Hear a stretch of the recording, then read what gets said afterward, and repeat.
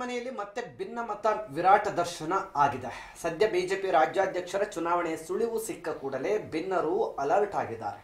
ಕಳೆದ ತಡರಾತ್ರಿ ರೆಬಲ್ಸ್ ತಂಡ ವಿಜೇಂದ್ರ ಬದಲಾವಣೆ ಆಗಲೇಬೇಕೆಂದು ಸಂದೇಶ ರವಾನಿಸಿದ್ದು, ಅದರಲ್ಲೂ ರೆಬಲ್ಸ್ ಜೊತೆ ಕೇಂದ್ರ ಸಚಿವ ವಿ ಸೋಮಣ್ಣ ಬಹಿರಂಗವಾಗಿಯೇ ಗುರುತಿಸಿಕೊಂಡಿದ್ದು ಗೊಂದಲ ಮತ್ತಷ್ಟು ಸಂಕೀರ್ಣವಾಗ್ತಿದ್ದಂತೆ ಅಲ್ಲದೆ ಅಮಿತ್ ಶಾ ಕೂಡ ರಾಜ್ಯ ಭೇಟಿ ಸಂದರ್ಭದಲ್ಲಿ ಗುಂಪುಗಾರಿಕೆ ಈಗ ತಾರಕಕ್ಕೇರಿ ಕಂಡು ಬರ್ತಾ ಇದೆ. ಬಿಜೆಪಿ ಗೊಂದಲ ಮುಗಿದಿದೆ ಎಂದು ಒಂದು ಕಡೆ ಹೈಕಮಾಂಡ್ ರಾಜ್ಯಾಧ್ಯಕ್ಷರ ಚುನಾವಣೆ ನಡೆಸುವ ಸುಳಿವು ಕೊಟ್ಟಿದ್ರೆ, ಇತ್ತ ಓದಿಯ ಪಿಶಾಚಿ ಅಂದರೆ ಬಂದೆ ಗವಾಕ್ಷಿಯಲ್ಲಿ ಅನ್ನೋ ರೀತಿ ಕಮಲ ಪಾಳ್ಯದಲ್ಲಿ ಮತ್ತೆ ಭಿನ್ನಮತೀಯರ ಒಂದು ಚಟುವಟಿಕೆಗಳು ತೀವ್ರಗೊಳ್ತಾ ಇದೆ. ಯತ್ನಾಳ್ ಉಚ್ಚಾಟನೆಯ ಬಳಿಕ ಮೌನವಾಗಿದ್ದಂಥ ಭಿನ್ನರ ಪಡೆ ಈಗ ಬೇರೊಂದು ರೂಪದಲ್ಲಿ ಪುಟಿದೆದ್ದಿದೆ. ಇದೇ ವೇಳೆ ಮಾಜಿ ಸಂಸದ GM ಸಿದ್ದೇಶ್ವರ್ ಅವರ ಬೆಂಗಳೂರಿನ ಫ್ಲಾಟ್ನಲ್ಲಿ ಇವತ್ತು ಸಭೆ ನಡೆಸಿದ್ದು ಭಿನ್ನರು ಶತಾಯಗತಾಯ ವಿಜೇಂದ್ರ ಬದಲಾವಣೆಗೆ ಪಟ್ಟು ಹಿಡಿದಿದ್ದಾರೆ. ವಿ ಸೋಮಣ್ಣ ಮೂಲಕ ಅಮಿತ್ ಶಾ ಅವರಿಗೆ ಭಿನ್ನರು ಈ ಸಂದೇಶವನ್ನು ತಲುಪಿಸಿದ್ದಾರೆ. ಜೊತೆಗೆ ಇದೇ ಜೂನ್ 23-24ರಂದು ದೆಹಲಿಗೂ ಕೂಡ ಹೋಗಲು ರೆಬಲ್ಸ್ ನಿರ್ಣಯಿಸಿದ್ದಾರೆ ಅಂತ ತಿಳಿದು ಬಂದಿದ್ದು, ಈ ನಡುವೆ ಕೇಂದ್ರ ಸಚಿವ ಪ್ರಹ್ಲಾದ್ ಜೋಶಿ ಭಿನ್ನರ ಜೊತೆ ಸಂಧಾನ ಸಭೆ ನಡೆಸಿದ್ದಾರೆ. ಅದು ಯಶಸ್ವಿಯಾಗಿಲ್ಲ. ಭಿನ್ನರು ತಮ್ಮ ಪಟ್ಟು ಸಡಿಲಿಸಿಲ್ಲ. ಇದೆಲ್ಲದರ ಮಧ್ಯ ಮಾಜಿ CM ಯಡಿಯೂರಪ್ಪನವರ ಪುತ್ರನ ಪರ ಅಖಾಡಕ್ಕಿಳಿದಿದ್ದಾರೆ ಯಡಿಯೂರಪ್ಪನವರು. ಕಳೆದ ತಡರಾತ್ರಿ ಬೆಂಗಳೂರಿನ ಖಾಸಗಿ ಹೋಟೆಲ್ನಲ್ಲಿ ಅಮಿತ್ ಶಾ ರನ್ನ ಭೇಟಿ ಮಾಡಿದ್ದಾರೆ. ಪಕ್ಷದ ಆಂತರಿಕ ವಿಚಾರದ ಬಗ್ಗೆ ಚರ್ಚೆ ಮಾಡಿದ್ದಾರೆ. ವಿಜೇಂದ್ರ ಸಾರಥ್ಯ ಸಾಧನೆಯ ಬಗ್ಗೆಯೂ ಕೂಡ ಅಮಿತ್ ಶಾಗೆ BS ಯಡಿಯೂರಪ್ಪನವರು ಸೂಕ್ಷ್ಮವಾಗಿ ಹೇಳಿದ್ದಾರೆ. ಪಟ್ಟ ನೋಡ್ರಿ, ಅವರು ಇದು ಎಲ್ಲಾರ್ದು ಬರೇ ಸಿದ್ದೇಶ್ವರದ್ದು ಅಲ್ಲ. ನೀವೇನು ಅಂತ ಹೇಳ್ತಿರಲ್ಲ, ಅದು ಯಾರು ತಟಸ್ಥ ಬೇಡಿಕೆಯನ್ನು ಸಹ ವಿಜೇಂದ್ರ ಬದಲಾವಣೆ ಮಾಡಬೇಕು, ಯಡಿಯೂರಪ್ಪ ಕುಟುಂಬದಿಂದ BJP ಮುಕ್ತ ಮಾಡಬೇಕು ಅನ್ನೋದೇ ಇದೆ. ನಮ್ಮ ಬೇಡಿಕೆನೂ ಅದೇ ಇತ್ತು. ಈಗ ಸಿದ್ದೇಶ್ವರದು, ನಮ್ಮ ರಮೇಶ್ ಜಾರಕಿಹೊಳಿ ಅವರು, ಕುಮಾರ್ ಬಂಗಾರಪ್ಪನವರು, ಅರವಿಂದ್ ಲಿಂಬಾಳೆ ಅವ್ರದ್ದೆಲ್ಲ ಬೇಡಿಕೆ ವಿಜೇಂದ್ರ ಹಟಾವ್ ಅಂದರೆ ಪಾರ್ಟಿ ಉದ್ಧಾರ ಆಗ್ತದೆ. ಯಾಕಂದ್ರೆ ಭ್ರಷ್ಟ ಕುಟುಂಬದಿಂದ ಭಾರತೀಯ ಜನತಾ ಪಾರ್ಟಿ ಮುಕ್ತ ಆಗಬೇಕು. ಇವತ್ತು ನೋಡ್ಲಾಕತ್ತೀರಿ, ಮೊನ್ನೆ ಅವ್ರ ಲಗ್ನದಾಗ DK ಶಿವಕುಮಾರ್ ಸಿದ್ದರಾಮಯ್ಯ ಎಷ್ಟು ಆತ್ಮೀಯತೆ ಇತ್ತು. ಜಮೀರ್ ಅಹಮದ್ ಖಾನ್ ಕಾರ್ಯಕರ್ತರು ಹಿಂದುತ್ವ ಸಲುವಾಗಿ ಇಲ್ಲಿ ಪ್ರಾಣ ಕಳ್ಕೊತಾರೆ. ಅವ್ರ ಮೇಲೆ ಸಿಕ್ಕಾಪಟ್ಟೆ ಕೇಸ್ ಹಾಕಲಕತ್ತಾರೆ. ದಿನಾಲು ಕರ್ನಾಟಕದಲ್ಲಿ ಹಿಂದೂ ಕಾರ್ಯಕರ್ತರ ಮೇಲೆ ಗುಂಡಾ ಆಕ್ಟ್ ಹಾಕ್ತೀನಿ, ರೌಡಿ ಆಕ್ಟ್ ಹಾಕ್ತೀನಿ, ಹಂಗೇನು ಪಟ್ಟ ನೋಡ್ರಿ ಅವರು. ವಿಜಯ್, ನಾವು ನೋಡ್ತಾ ಇದ್ವಿ ಕಾಂಗ್ರೆಸ್ನಲ್ಲಿ ಇದೊಂಥರ ಗೂಡು ಗೊದ್ಲ ಗಂದ್ಲ, ಅದು ಇದು ಮತ್ತೊಂದು ಇನ್ನೊಂದು ಮಗದೊಂದು ಅಂತೆಲ್ಲ ಪತಾಡ್ಕೊಂಡು ಕುತ್ಕೊಂಡಿದ್ರೆ ಒಂದ್ ಕಡೆ, ಇನ್ನೊಂದು ಕಡೆ ನಾನು ಮುಖ್ಯಮಂತ್ರಿ, ನೀನು ಮುಖ್ಯಮಂತ್ರಿ, ನೀನು PM ಆಗು, ನಾನು ಮುಖ್ಯಮಂತ್ರಿ ಆಗ್ತೀನಿ, ಈ ಥರದ ಚರ್ಚೆಗಳು ನಡೀತಾ ಇದೆ. ಅವ್ರವ್ರ ಕಾಲ ಅವ್ರವ್ರು ಎಳಿತಿದ್ದಾರೆ. ಅಲ್ಲೂ ಕೂಡ ಬಣದ ರಾಜಕೀಯ ಇದೆ. ಒಂದು ಕಡೆ ಸಿದ್ದರಾಮಯ್ಯ ಅವ್ರ ಬಣ, ಇನ್ನೊಂದು ಕಡೆ DK ಶಿವಕುಮಾರ್ ಬಣ ಅಂತ ಗುರುತಿಸ್ಕೊಳ್ತಿದ್ದಾರೆ. ಇನ್ನು BJP ವಿಚಾರಕ್ಕೆ ಬರೋದಾದ್ರೆ, ನಾವು ಈ ಸುದ್ದಿಯನ್ನು ನೋಡಿದಾಗ ಸಿದ್ದೇಶ್ವರ್ ಮನೆಯಲ್ಲಿ BJPಯ ಒಂದು ಬಣದ ನಾಯಕರು, ಏನು ವಿರೋಧಿ ಟೀಮ್ ಇದೆ, ಆ ವಿರೋಧಿ ಟೀಮ್ನ ನಾಯಕರುಗಳು ಸಿದ್ದೇಶ್ವರ್ ಅವ್ರ ಮನೆಯಲ್ಲಿ ಮೀಟಿಂಗ್ ಮಾಡಿದ್ದಾರೆ. ಅಮಿತ್ ಶಾ ಕೂಡ ಕರ್ನಾಟಕದ ವಿಸಿಟ್ ಅಮಿತ್ ಶಾ ಅವ್ರದ್ದೇನಿದೆ, ಇದು ಕೂಡ ಒಂದು ಆಶ್ಚರ್ಯವನ್ನ ಹುಟ್ಟು ಹಾಕಿದೆ.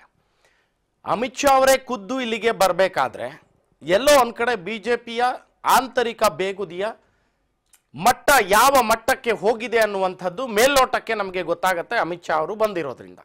ಅಮಿತ್ ಶಾ ಅವರು ಬಂದಾಗೂ ಕೂಡ ಅವರನ್ನ ರಿಸೀವ್ ಮಾಡ್ಕೊಳಕ್ಕೆ ಹೋಗಿದ್ದಂಥ ಟೀಮ್ ಕೂಡ BY ವಿಜೇಂದ್ರ ಅವರು, R ಅಶೋಕ್ ಅವರು, ರವಿಕುಮಾರ್ ವಿಧಾನ ಪರಿಷತ್ನ ಸದಸ್ಯರು, ಹಾಗೆ CT ರವಿ ಅವರು, ಇಷ್ಟು ಜನ ಹೋಗಿರುವಂಥದ್ದು ನಾವು ನೋಡ್ತಾ ಇದ್ದೀವಿ.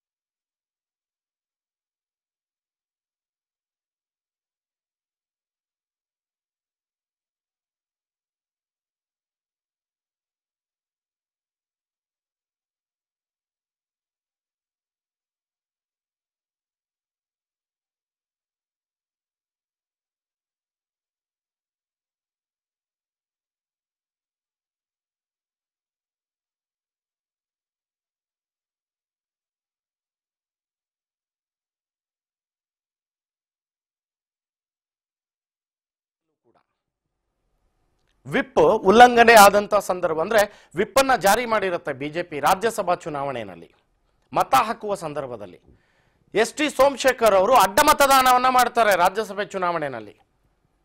ವಿಪ್ ಉಲ್ಲಂಘನೆ ಕಾರಣದಿಂದ ಎಸ್.ಟಿ. ಸೋಮಶೇಖರ್ ಅವರನ್ನ ಮತ್ತೆ ಇನ್ನೊಬ್ಬ ಶಾಸಕರು ವೋಟ್ ಮಾಡೋದಿಕ್ಕೆ ಬರೋದಿಲ್ಲ. ಸೊ ಅವರನ್ನ ಕೂಡ ಸಸ್ಪೆಂಡ್ ಮಾಡ್ತಾರೆ.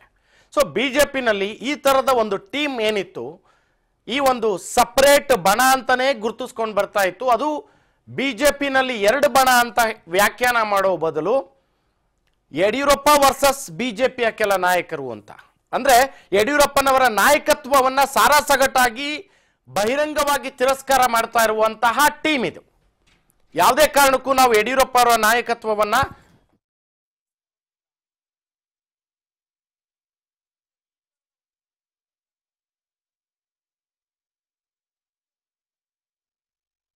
ಏನೆಲ್ಲ ವಿಚಾರಗಳು ಚರ್ಚೆಗೆ ಬರುತ್ತೆ ಅನ್ನುವಂಥದ್ದು ಬಿಜೆಪಿಗೆ ಅನಿವಾರ್ಯ ಕೂಡ. ಯಾಕೆಂದ್ರೆ ಕಾಂಗ್ರೆಸ್ನ ಬೆಳವಣಿಗೆಗಳು ಒಂದು ಕಡೆ ಇದೆ, ಪ್ರತಿಭಟನೆ ಮಾಡುವಂತ ಸಂದರ್ಭ, ಕಾಂಗ್ರೆಸ್ನ ಕಾಲ್ತುಳಿತ ಪ್ರಕರಣದಲ್ಲಿ ಮತ್ತೊಂದು ಪ್ರಕರಣದಲ್ಲಿ ಕಾಂಗ್ರೆಸ್ ಈಗ ತಪ್ಪನ್ನ ಮಾಡಿದಾಗ ಎತ್ತಿ ನಿಲ್ಲಿಸುವ ಪ್ರಯತ್ನವನ್ನ ಮಾಡಬೇಕಾಗಿರುವಂಥದ್ದು ಬಿಜೆಪಿ, ಜನಗಳ ಪರವಾಗಿ ಧ್ವನಿಯಾಗಿ ಮಾಡಬೇಕಾಗಿರುವಂಥದ್ದು ಬಿಜೆಪಿ. ಯಾಕೆಂದ್ರೆ ಬಿಜೆಪಿ ಪ್ರಬಲ ವಿರೋಧ ಪಕ್ಷದ ಸ್ಥಾನದಲ್ಲಿದೆ. ಇಂತಹ ಸಂದರ್ಭದಲ್ಲಿ ಇಲ್ಲಿಯ ನಾಯಕರ ಕಚ್ಚಾಟ ಬಿಜೆಪಿಯ ಪಕ್ಷದ ಮೇಲೆ ನೇರವಾಗಿ ಬೀಳ್ತಾ ಇದೆ ಅನ್ನುವಂಥದ್ದು. ಅದಕ್ಕಾಗಿ ಕೇಂದ್ರ ನಾಯಕರು ಬಿಜೆಪಿಯವರು ಪ್ಯಾಚಪ್ ಕಾರ್ಯಕ್ಕೆ ಮುಂದಾಗಿದ್ದಾರಾ ಅನ್ನುವಂಥದ್ದು. ಮತ್ತೆ ರಾಜ್ಯಾಧ್ಯಕ್ಷರ ಬದಲಾವಣೆ ಅನಿವಾರ್ಯನಾ? ಹಾಗಾದ್ರೆ ರಾಜ್ಯಾಧ್ಯಕ್ಷರ ನೇಮಕ ಯಾವ ಆಧಾರದ ಮೇಲೆ ಮಾಡ್ತೀರಿ? ಒಂದು ಟೀಮ್ ಬೇಡ ಅಂತ ಇದೆ, ವಿಜೇಂದ್ರ ಅವ್ರನ್ನ ತೆಗೆದುಹಾಕಿ ಬೇರೆ ರಾಜ್ಯಾಧ್ಯಕ್ಷರನ್ನ ನಾಮಕರಣ ಮಾಡಿ ಅನ್ನುವ ಒಂದು ಬೇಡಿಕೆಯನ್ನ ಇಟ್ಟಿದೆ. ಹಾಗೆ ನೋಡೋದಾದ್ರೆ ಪ್ರಬಲವಾದ ಲಿಂಗಾಯತ ಕಮ್ಯುನಿಟಿ ನಾಯಕ ಬಿಜೆಪಿನಲ್ಲಿ ಯಡಿಯೂರಪ್ಪ ಪ್ರಶ್ನಾತೀತ ನಾಯಕ ಅಂತ ಗುರುತಿಸ್ಕೊಂಡಿರುವಂತವರು. ಯಡಿಯೂರಪ್ಪನವರನ್ನ ಏಕಾಏಕಿ ರಾಜೀನಾಮೆಯನ್ನ ಪಡೆದುಕೊಳ್ಳಾಯಿತು. ಆ ಸಂದರ್ಭದಲ್ಲಿ ಎಲ್ಲೋ ಒಂದು ಕಡೆ ಇಡೀ ಸಮುದಾಯ ಪ್ರಶ್ನೆ ಮಾಡುವ ಹಂತಕ್ಕೆ ತಲುಪಿತು. ಯಡಿಯೂರಪ್ಪನವರು ಮೋದಿ ಅವರನ್ನ ಭೇಟಿ ಮಾಡ್ಕೊಂಡು ಬಂದ್ಮೇಲೆ ರಿಸೈನ್ ಮಾಡಬೇಕು, ರಾಜೀನಾಮೆಯನ್ನ ಸಲ್ಲಿಸಬೇಕು ಅನ್ನೋ ಸಂದರ್ಭದಲ್ಲಿ ಇಡೀ ಲಿಂಗಾಯತ ಸಮುದಾಯದ ಎಲ್ಲಾ ಸ್ವಾಮೀಜಿಗಳು ಕೂಡ ಸಭೆಯನ್ನ ನಡೆಸಿದ್ರು. ಶಕ್ತಿ ಪ್ರದರ್ಶನಕ್ಕೆ ಮುಂದಾದ್ರು ಯಡಿಯೂರಪ್ಪನವರು. ಅವತ್ತಿನ ದಿನ ಪ್ರಬಲ ಕಮ್ಯುನಿಟಿ, ಪ್ರಬಲ ಜಾತಿ ಧರ್ಮದವರು ನಿಂತಿದ್ದಾರೆ ಹಿಂದೆ ಅಂತ. ಸೊ ಈ ತರದ ಒಂದು ಸಂದಿಗ್ಧತೆ ಪರಿಸ್ಥಿತಿನಲ್ಲಿ ಹೈಕಮಾಂಡ್ ಕೂಡ ತಲೆಬಾಗ್ತು. ಆಗ ವಿಜೇಂದ್ರ ಅವರನ್ನ ಅಧ್ಯಕ್ಷರನ್ನಾಗಿ ಮಾಡಲಾಯಿತು. ಈಗ ವಿಜೇಂದ್ರ ಅವರ ವಿರುದ್ಧ ಯಾಕೆ ಯಡಿಯೂರಪ್ಪ ಅವರ ಕುಟುಂಬನೇ ರಾಜಕಾರಣ ಮಾಡಬೇಕಾ ಅನ್ನುವ ರೀತಿಯಲ್ಲಿ ಪ್ರಶ್ನೆಯನ್ನ ಮುಂದುವರಿಸಿದ್ರು. ಹಾಗಾಗಿ ಯತ್ನಾಳ್ ಅಂಡ್ ಟೀಮ್ ಹುಟ್ಟಿರುವಂಥದ್ದು. ಅದರಲ್ಲಿ ಕುಮಾರ್ ಬಂಗಾರಪ್ಪನವರು ಇದ್ದಾರೆ, ಯತ್ನಾಳ್ ಅವರು ಇದ್ದಾರೆ, ರಮೇಶ್ ಜಾರಕಿಹೊಳಿ ಅವರು ಇದ್ದಾರೆ. ಹೀಗೆ ಹಲವಾರು ಟೀಮ್ನ ನಾಯಕರುಗಳು ಇದರಲ್ಲಿ ಗುರುತಿಸಿಕೊಂಡಿರುವಂಥದ್ದು. ವಿಜೇಂದ್ರ ಅವರ ವಿರುದ್ಧ ಓಪನ್ ಆಗಿ ಬಹಿರಂಗವಾಗಿ ಸವಾಲಾಗ್ತಾ ಇರುವಂಥವ್ರು. ಮತ್ತೆ ಈಗ ನುಂಗಲಾರದ ತುತ್ತಾಗಿ ಪರಿಣಮಿಸಿರುವುದು ಲಿಂಗಾಯತ ಸಮುದಾಯದ ಕೆಲ ನಾಯಕರು ಈ ಒಂದು ಗುಂಪಿನಲ್ಲಿ ಭಾಗವಹಿಸಿರುವಂಥದ್ದು. ಅದರಲ್ಲಿ ಪ್ರಮುಖವಾಗಿ ಹಾಲಿ ಕೇಂದ್ರ ಸಚಿವರು, ರಾಜ್ಯ ರೈಲ್ವೆ ಖಾತೆ ಸಚಿವರಾಗಿರುವಂತಹ ವಿ ಸೋಮಣ್ಣನವರು ಕೂಡ ಇದರಲ್ಲಿ ಪಾಲ್ಗೊಂಡಿದ್ದಾರೆ. ಇದು ದೊಡ್ಡ ಮಟ್ಟದ ಚರ್ಚೆಗೆ, ದೊಡ್ಡ ಮಟ್ಟದ ಚಿಂತನೆಗೆ ಬಿಜೆಪಿಯನ್ನು ತಳ್ಳಿದೆ ಅನ್ನುವಂತಹದ್ದು. ಸೊ ಇನ್ನು ಇಲ್ಲಿ ಯಾವ ಮಟ್ಟದಲ್ಲಿ ಹೋಗುತ್ತೆ? ಯಾಕಂದ್ರೆ ಯಡಿಯೂರಪ್ಪನವರು ಕೂಡ ರಾತ್ರಿ ಅಮಿತ್ ಶಾ ಅವ್ರನ್ನ ಭೇಟಿ ಮಾಡಿದ್ದಾರೆ, ಹೋಟೆಲ್ನಲ್ಲಿ ಭೇಟಿ ಮಾಡಿ ತಮ್ಮ ಅಭಿಪ್ರಾಯವನ್ನು ಅವರು ವ್ಯಕ್ತಪಡಿಸಿದ್ದಾರೆ. ಮುಂದೆ ಏನಾಗ್ಬೋದು, ಬಿಜೆಪಿನಲ್ಲಿ ಯಾವ ಹಂತಕ್ಕೆ ತಲುಪ್ತಾರೆ? ಒಂದು ಲೆಕ್ಕದಲ್ಲಿ, ಒಂದು ಅರ್ಥದಲ್ಲಿ ಬಿಜೆಪಿನಲ್ಲಿ ಹಿಂದೆ ಕೂಡ ಅನಂತಕುಮಾರ್ ಕಾಲದಿಂದನೂ ನಾವು ನೋಡ್ಕೊಂಡು ಬರೋದಾದ್ರೆ ಆಗ ಕೂಡ ಅನಂತಕುಮಾರ್ ವರ್ಸಸ್ ಯಡಿಯೂರಪ್ಪ, ಆಗ ಕೂಡ ಅನಂತಕುಮಾರ್ ವರ್ಸಸ್ ಯಡಿಯೂರಪ್ಪ ಇತ್ತು. ಅದಾದ್ಮೇಲೆ ಈಶ್ವರಪ್ಪ ವರ್ಸಸ್ ಯಡಿಯೂರಪ್ಪ ಆಯಿತು. ಅದಾದ್ಮೇಲೆ BL ಸಂತೋಷ್ ಹಾಗೂ ವರ್ಸಸ್ ಯಡಿಯೂರಪ್ಪ ಆಯಿತು. ಈಗ ಯಡಿಯೂರಪ್ಪ ವರ್ಸಸ್ ಬಿಜೆಪಿ ಅದರ್ಸ್ ಅನ್ನೋ ಥರದಲ್ಲಿ ಆಗ್ತಿದೆ. ಯಾವ ಮಟ್ಟದಲ್ಲಿ ಹೈಕಮಾಂಡ್ ಇದಕ್ಕೆ ನಿರ್ಧಾರ ಕೈಗೊಳ್ಳುತ್ತೆ, ಅಧ್ಯಕ್ಷರ ಘೋಷಣೆ ಯಾವ ರೀತಿ ಬಿಕ್ಕಟ್ಟನ್ನು ಶಮನ ಮಾಡ್ತಾರೆ ಅನ್ನುವಂಥದ್ದು ಈಗಲೂ